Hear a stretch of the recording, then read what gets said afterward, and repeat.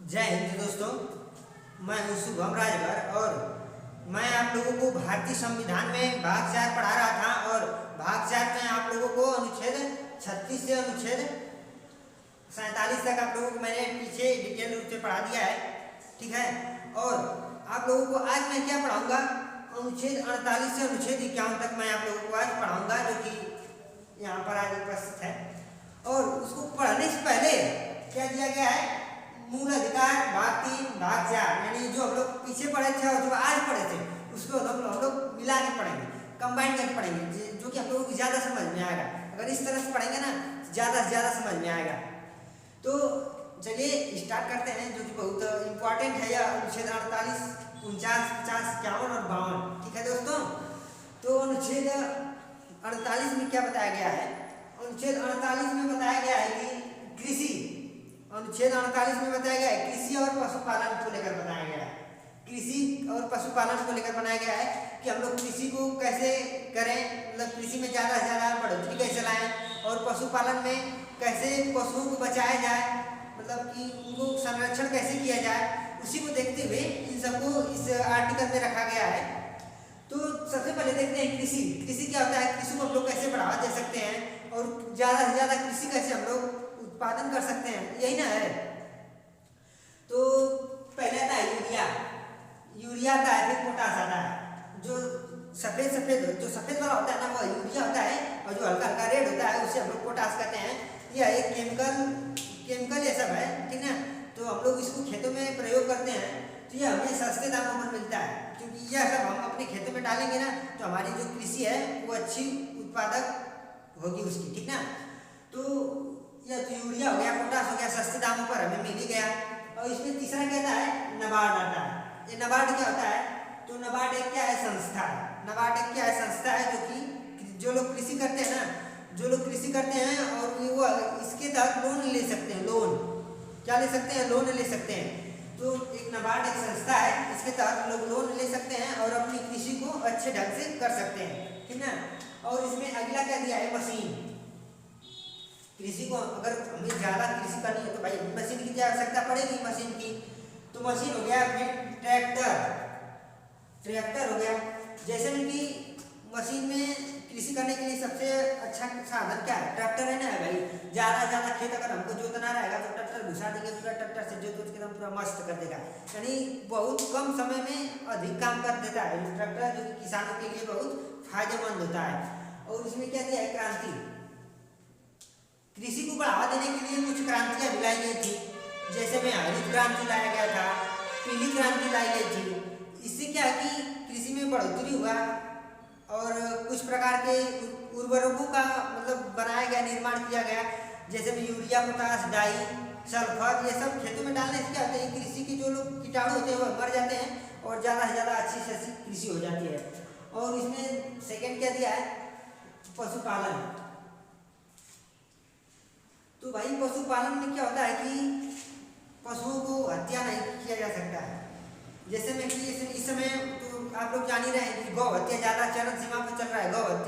गौ हत्या को कैसे रोका जाए, यही चल रहा है।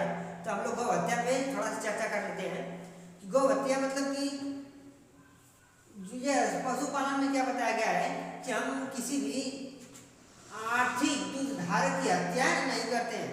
जो कि आर्थिक रूप से जो कोई पशु है जो कि दूध देता है, तो उसको हम लोग हमें मतलब कि कुछ हमें आर्थिक रूप से पैसा ही दे रहा है ना। अगर गाय है तो गाय हमें दूध ही देगी, तो जब दूध देगी तो हम उससे बेचेंगे तो हमें उससे फायदा ही होगा ना। तो जो हमें दूध देता है उसको हम लोग नहीं मारेंगे, उसको हम लोग बचाएंगे, ठीक ना। तो लेकिन भाई अब तो यह बात आ गई कि हाँ, जो जानवर दूध देगा उसको हम लोग नहीं मारेंगे, ठीक ना। हाँ चलो अच्छी बात है।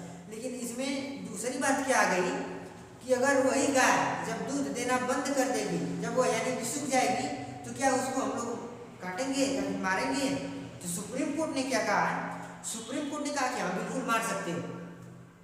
सुप्रीम कोर्ट ने क्या कहा कि हाँ अगर गाय है, अगर गाय दूध नहीं देगी तो उसको आप लोग मार सकते हैं। लेकिन क्या हुआ कि एक बहुत चालाक व्यक्ति था, बहुत ही चालाक व्यक्ति था, जो कि सुप्रीम कोर्ट ने केस कर दिया, कहा कि नहीं मार सकते हो। क्यों, क्योंकि गाय हिंदू धर्म का अच्छा जानवर माना जाता है और हिंदू धर्म में सभी लोग गायों का पालन करते हैं।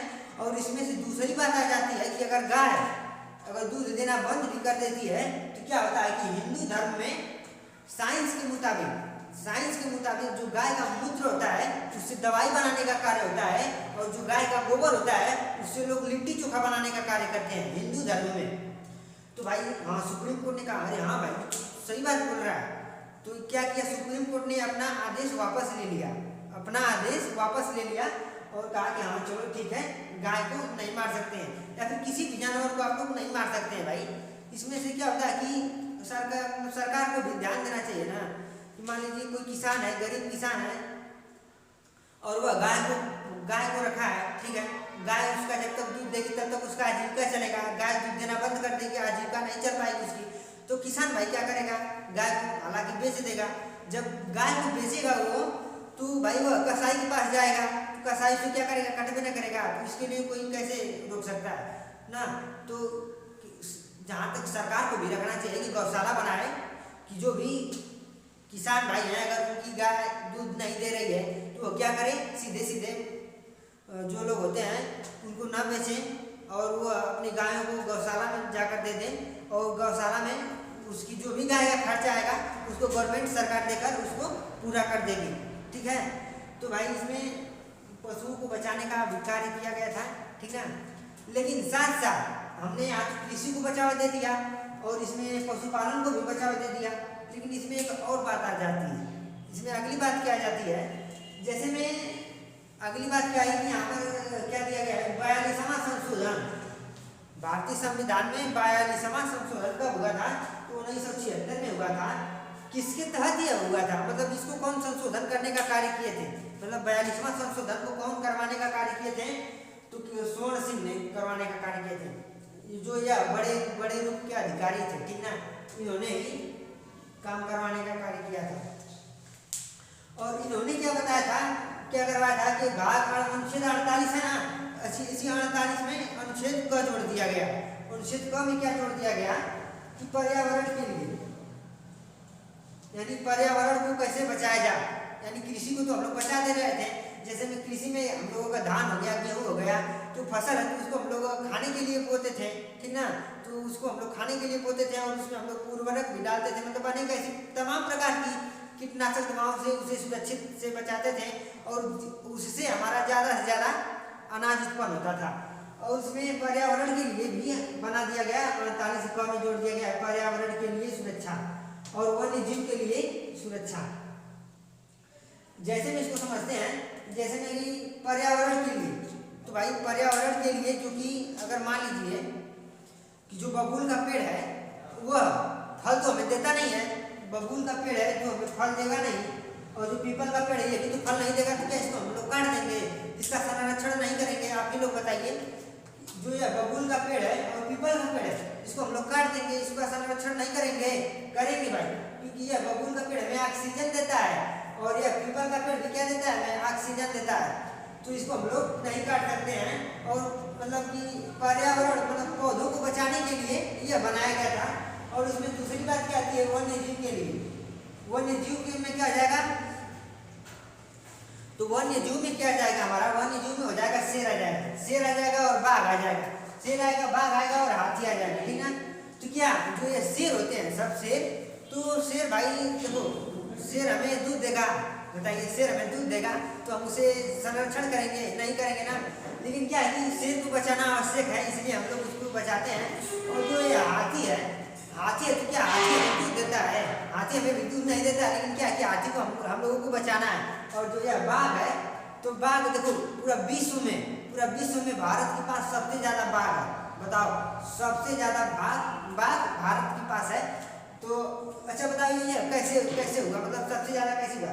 इसके लिए ना राज्य सरकार क्या बना दिया कि वन्य जीव अभ्यारण्य राष्ट्रीय उद्यान बना दिया, जैसे में कि कजरंगा राष्ट्रीय उद्यान, फिर चंपारण राष्ट्रीय उद्यान, फिर दुधवा नेशनल पार्क, मतलब ऐसे पार्क बना दिया, मतलब उनमें इन लोगों का संरक्षण किया जा सके, ठीक है। तो इसमें ये अनुच्छेद 48 में यही सब दिया गया है दोस्तों, ठीक ना। अब अनुच्छेद 49 को पढ़ने का कार्य करते हैं, ठीक है। तो आप लोगों को अनुच्छेद 48 समझ में आया है ना। हमने यहाँ आपको ज़्यादा डिटेल से पढ़ा दिया है, ठीक है, जो कि आप लोगों को एग्जाम में नहीं फंसेगा। यहाँ से क्वेश्चन अगर आएगा तो आप लोग हल कर लेंगे, ठीक है।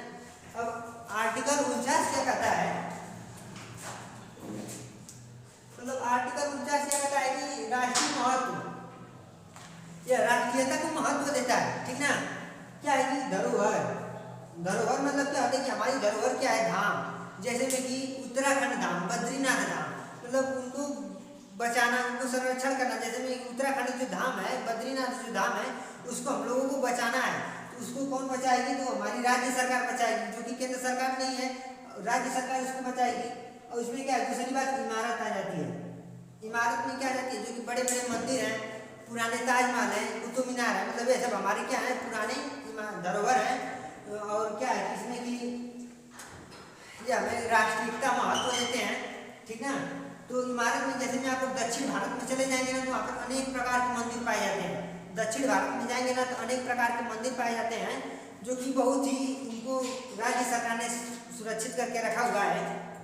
और इसमें आगे कहता है पुरातत्व सिंधु सभ्यता, मतलब पुरातत्व मतलब कि देखो, जब पूरा इस संसार में जब किसी शहर का खोज नहीं हुआ था ना, तब सिंधु सभ्यता में एक मूर्ति पाई गई थी, जो कि एकदम जो कि बहुत ही अजीब थी। और यहाँ पर सबसे पहले शहर का निर्माण कहाँ हुआ था, तो पुरातत्व में हुआ था, सिंधु सभ्यता में हुआ था, ठीक है। तो अनुच्छेद मतलब 49 मतलब पुरानी जो भी हमारी राष्ट्रीयता महत्व है, जैसे में इन्हीं सबको बचाने का कार्य करता है। और इसमें दूसरी बात आती है कि यह नहीं भी बचा सकता है, ठीक ना। कोई जरूरी नहीं है कि यह ताजमहल जो है हमारी पुरानी इमारत है, ताजमहल, तो उसको राज्य सरकार उस पर खर्च करके उसको बचाएगी, कोई जरूरी नहीं है, बचा भी नहीं सकती है। कह कि हम नहीं बचाएंगे तो इसमें कोई दिक्कत नहीं, क्योंकि यह भाग 4 में यह सब किसमें दिया है, भाग 4 में दिया है, कोई भाग 3 में थोड़ा दिया कि हमारा मूल अधिकार है, ठीक ना। यह सब मतलब कि कानूनी मतलब नहीं है, यह राजनीतिक मान्यता से चलती है, ठीक ना। तो अनुच्छेद 49 आप लोगों को समझ में आया। अब अनुच्छेद 50 क्या कहता है, इसको देख लेते हैं। अनुच्छेद 50 क्या कहता है भाई, कार्यपालिका न्यायपालिका, ठीक है, यानी 50-50। पहले क्या था कि कार्यपालिका था और न्यायपालिका नहीं था। पहले क्या था, कार्यपालिका ही था और न्यायपालिका नहीं था। तो इनको बराबर बराबर में बांट दिया गया है, ठीक ना, मतलब 50-50, मतलब आधा आधा अधिकार दे दिया गया है। जैसे में यह कैसे बनता है, इसका निर्माण कैसे होता है, सबसे पहले इसको देखते हैं ना कि क्या दिया गया है, विधायिका दिया गया है। सबसे पहले आता है इसमें विधायिका। और विधायिका में क्या होता है, विधायिका में लोग नेता लोग बैठते हैं, ठीक ना। विधायिका में लोग नेता लोग बैठते हैं और नेता ही लोग कानून बनाते हैं, नेता ही लोग कानून बनाते हैं। जैसे में कि कोई कानून बना दिया जीएसटी का, जैसे में यह जीएसटी का कानून बना दिया, तो जीएसटी जो लोग टीचर होते हैं पढ़ाते हैं, उन पर 18% जीएसटी टैक्स लगता है, ठीक ना। तो 18% जीएसटी लगेगा, तो इसका कानून कौन बनाएगा, नेता बनाएगा। और नेता किस में बनाएगा, विधायिका में बैठ के बनाएगा, ठीक है, विधायिका में बैठ के बनाएगा। और यह विधायिका में बनाएगा तो मान लीजिए कि यह बना दिया, तो यह कहाँ जाएगा, इसके बाद कार्यपालिका में जाएगा, ठीक ना। या कोई भी कानून बनाता है तो कार्यपालिका में जाएगा, कार्यपालिका इसको सजा नहीं देगी, कार्यपालिका इसको पकड़ के रखेगी और यहाँ न्यायालय में पेश करेगी। जैसे में कि हम समझते हैं, जैसे में कि हम एक टीचर है, ठीक है, और हम पढ़ा रहे हैं और हमारे ऊपर 18% जीएसटी लगता है, ठीक ना। अगर हम मान लीजिए जीएसटी को नहीं देते हैं, तब हमारे ऊपर 18% जीएसटी टैक्स लगता है। इनकम टैक्स वाले में हमारे ऊपर 18% जीएसटी काट देते हैं, लेकिन अगर हम जीएसटी नहीं दे जबरदस्ती, तब क्या होगा, हाँ बताओ। जब नहीं हम जीएसटी देंगे ना, तो इनकम टैक्स वाले आएंगे, हमको पकड़ कर ले जाएंगे कार्यपालिका के पास, ठीक ना। ये आएगा और कार्यपालिका के पास पकड़ के ले जाएगा। और कार्यपालिका क्या करेगी, कार्यपालिका पकड़ के कहाँ भेजेगी, न्यायपालिका के पास भेजेगी, ठीक ना। जब न्यायपालिका के पास भेजेगी, जो न्यायपालिका में जो लोग जज रहते हैं ना, तो जज हमें 5 साल की सजा दे देंगे, ठीक ना, 5 साल की सजा दे देंगे। तो यह नियम बहुत अच्छा बनाया गया था, बना दिया गया है। पहले क्या था ना कि पहले यह न्यायपालिका नहीं था, यह न्यायपालिका नहीं था, खाली बस कार्यपालिका था। जब यह कार्यपालिका था तो मान लीजिए कि कोई व्यक्ति है, वह किसी की हत्या कर देता है ना, तो जो पुलिस आती थी ना, तो उसको पकड़ के तुरंत ले जाती थी कार्यपालिका के पास, और तुरंत कार्यपालिका के पास ले जाती थी और वहीं से मार के खत्म कर देती थी इसको। अब क्या बना दिया गया है, यह बस पकड़ के ले जाएगी यहाँ और इसको यहाँ पे न्यायपालिका दे देगी। तो न्यायपालिका जब जाएगी तो वहाँ पे जो भी जज रहेंगे वो उनको फांसी का आदेश देंगे या फिर जो भी जैसा उसका गुनाह रहेगा उस पर उसको काम करने के लिए बोल देंगे। ठीक है, तो अनुच्छेद 50 आप लोगों को समझ में आया होगा। अब अनुच्छेद 51 क्या कहता है? अनुच्छेद 51 कहता है अंतर्राष्ट्रीय विवाद। अंतर्राष्ट्रीय विवाद में क्या बताया गया है? शांति और संधि मतलब जो भी हमारे अंतर्राष्ट्रीय विवाद है, मान लीजिए कोई व्यक्ति है आपके गांव का ही, हमारे ही गांव का कोई व्यक्ति है, तो मान लीजिए वह किसी की हत्या कर देता है, मर्डर कर देता है, तो उसको कौन पकड़ेगा? क्या हाई कोर्ट, डिस्ट्रिक्ट कोर्ट पकड़ेगी, हाई कोर्ट पकड़ेगी, सुप्रीम कोर्ट पकड़ेगी? उसको ये सब नहीं पकड़ेगी। उसको कौन पकड़ेगा? अंतर्राष्ट्रीय न्यायालय पे चला जाएगा। उसको कौन हैंडल करेगा? अंतर्राष्ट्रीय जितने भी लोग रहेंगे मतलब हाई मतलब ऊपर लेवल पे वो लोग हैंडल करेंगे उसको। तो इसमें क्या बताया गया है? शांति मतलब हम किसी भी झगड़े को एक बार अगर शांति मतलब समझौता हो गया उस पर ना उसी पर अटल रहेंगे, फिर हम उस पर दोबारा विवाद नहीं करेंगे। शांति का मतलब यही हुआ। संधि का मतलब यही हुआ। संधि मतलब कि जैसे भारत और पाकिस्तान में मतलब कोई संधि होती है कि मतलब हाँ जितने भी पाकिस्तान की आर्मी है और जितने भी हिंदुस्तान की आर्मी है, आर्मी पर गोली नहीं चलाएगा, यह एक संधि हो गई। सपोज दैट संधि हो गई, तो इस संधि को पालन करना होगा। मतलब ये नहीं कि कोई भी पाकिस्तानी देख लिया हिंदुस्तानी धड़ाक से मार देगा वो दिया जाएगा, ये नहीं होगा। जब संधि बना दिया गया है तो संधि पे ही कार्य होगा। ठीक ना, इसका कौन संरक्षण करता है? यूएनओ संरक्षण करता है। इसका कौन करता है?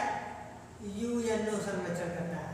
ठीक ना, तो हम लोगों ने अनुच्छेद 48, 50, 51 को पढ़ लिया है दोस्तों। अब हम लोग अनुच्छेद जो हम लोग पीछे वाला भाग था, भाग 3 को मैंने आप लोगों को बढ़िया से पढ़ाया था डिटेल से, और भाग 4 को भी मैंने आप लोगों को अच्छा से पढ़ा दिया। 36 से जो भाग 4 किया था, 36 से अनुच्छेद 51 तक भाग 4 था, तो आप लोगों ने 36 भाग 4 को भी अच्छे से पढ़ लिया। और अब हम लोग थोड़ा सा कॉम्बिनेशन करके इसको पढ़ लेते हैं। ठीक ना, लेकिन दोस्तों रुको, क्या कि हमारा चैनल आप लोग सब्सक्राइब कर लीजिए, क्योंकि अगर आप हमारा चैनल सब्सक्राइब नहीं करेंगे, अगर दोस्तों में शेयर नहीं करेंगे तो हम अच्छा नहीं लगता है यार। देखो हम आप लोगों के लिए इतना मेहनत करके पढ़ा रहे हैं, आप सब्सक्राइब कर दीजिए, तभी ना मतलब हमको भी अच्छा होगा, खुशी होगी कि नहीं हमारा चैनल ग्रो कर रहा है, हमारे से लोग जुड़े हुए हैं। ठीक ना, तो आप फटाक से चैनल को सब्सक्राइब कर दीजिए। नीचे लाल बटन में दिया होगा सब्सक्राइब, और वहाँ पे आप लोग सब्सक्राइब कर दीजिए और घंटी को दबा दीजिए, ताकि मैं जितने भी नया वीडियो अपलोड करूँ आप लोग उसको अच्छे से देख सकें। ठीक है दोस्तों, तो अब हम लोग थोड़ा कॉम्बिनेशन वाला जो मैंने बताया था आप लोगों को, इसको थोड़ा आप लोगों को रिविजन करवा देता हूँ, जो पीछे वाला जो था। ठीक ना, इसमें क्या दिया? भाग 3 और भाग 4। तो भाई भाग 3 में क्या कहता है? भाग 3 को कहाँ से लाया गया है? भाग 3 को कहाँ से लाया गया ना? तो भाग 3 को यूएसए से लाया गया है। भाग 3 को यूएसए से लाया गया है। और भाग 4 कहाँ से लाया गया है? आयरलैंड से लाया गया है। आयरलैंड से लाया गया है। और आयरलैंड कहाँ से लाया था? तो आयरलैंड हमारा स्पेन से लाया था। ठीक ना, और इसमें अगला क्या दिया है? व्यक्ति। जो भाग 3 है मूल अधिकार, जो भाग 3 है मूल अधिकार है किसके लिए बनाया गया था? व्यक्ति के लिए बनाया गया था, पर्सनल व्यक्ति के लिए। मान लीजिए यदि हम एक व्यक्ति हैं, यदि आप हमें परेशान करेंगे ना, डायरेक्ट हम सुप्रीम कोर्ट में चले जाएंगे, क्योंकि भाग 3 है। और यह भाग 4 किसमें है? राज्य के लिए बनाया गया। इसमें राज्य में होगा, मतलब राज्य का इसमें देखभाल करेगा। जैसे में बिजली विभाग हो गया, बिजली को राज्य देखता है। ठीक ना, तो आगे चलते हैं। न्यायालय प्रवर्तनी। ठीक ना, न्यायालय प्रवर्तनी क्या होता है कि यदि हमारे ऊपर कोई प्रेशर डालता है, कोई जबरदस्ती कार्य करवाता है, ठीक ना, यदि हमसे कोई जबरदस्ती कार्य करवाता है तो हम न्यायालय में चले जाएंगे। ठीक ना, न्यायालय में चले जाएंगे। क्यों चले जाएंगे? क्योंकि भाई हमारा मूल अधिकार है, आप हमारा मूल अधिकार हमसे छीन नहीं सकते हैं। लेकिन इसमें क्या है? भाग 4 में क्या है? प्रवर्तनीय। इसमें नहीं होगा, आप छीन सकते हैं नहीं भी छीन सकते हैं, क्योंकि इसको कौन देखता है? मतलब राज्य सरकार इसमें डिपेंड करती है। और इसमें अगला क्या दिया है? राष्ट्रपति निलंबित। भाग 3 को राष्ट्रपति निलंबित कर सकता है। भाग 3 को राष्ट्रपति निलंबित कर सकता है और भाग 4 में निलंबित नहीं कर सकता, क्योंकि इसमें दिया ही नहीं। क्योंकि भाग जो 3 है इसमें निलंबित इसलिए करता है, मान लीजिए कि राष्ट्रपति कब करता है, जब आपातकाल आता है तब निलंबित करता है। जैसे में कि भारत में आपातकाल की घोषणा लागू कर दिया जाएगा, भारत में आपातकाल की घोषणा जब लागू कर दिया जाएगा तो जो भी अगर भारत को सेना की आवश्यकता पड़ेगी ना तो हमें भी बुला सकता है लड़ाई करने के लिए। हमें तो नहीं बुला सकता है, लेकिन जो एनसीसी करते हैं ना, जो लोग एनसीसी में की ट्रेनिंग ले रहे हैं, तो सेना क्या करेगा, उनको भी बुला लेगा लड़ाई करवाने के लिए, ठीक ना। तो यही होता है। और इसमें तो राष्ट्रपति निलंबित करे या ना करे इसमें कोई दिक्कत नहीं है। इसमें आगे क्या दिया है, व्यक्ति की भलाई के लिए। भाग 3 में क्या दिया है, व्यक्ति की भलाई के लिए इसमें बताया गया है। और भाग 4 में क्या बताया गया है, समाज की भलाई के लिए। इसमें व्यक्ति की भलाई होगा और इसमें क्या होगा, पूरे समाज की भलाई होगा। एक व्यक्ति मतलब एक आदमी अगर उसे कोई परेशान करेगा, उसे अगर टैक्स चाहिए, पेंशन चाहिए, तो व्यक्ति की भलाई के लिए इसमें हो जाएगा। और जो समाज की भलाई है तो समाज की भलाई भाग 4 में दिया गया है, ठीक ना। अब इसमें अंतिम क्या दिया है,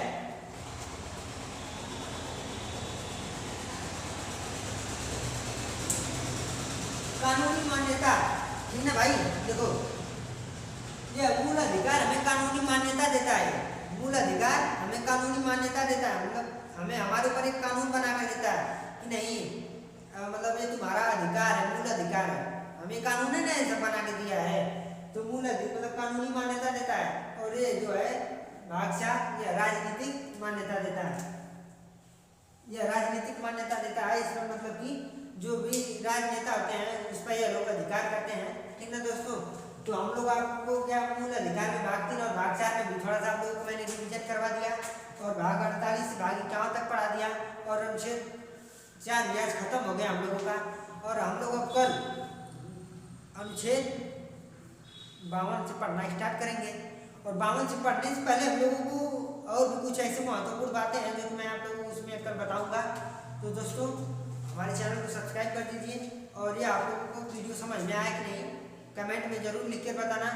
और आई होप आप लोगों को यह वीडियो समझ में वैसे आया हो, क्योंकि मैंने आप लोगों को डिटेल से बहुत आसान भाषा में बताया ना, तो समझ में आया होगा दोस्तों। मिलते हैं अगली वीडियो में, तब तक के लिए जय हिंद।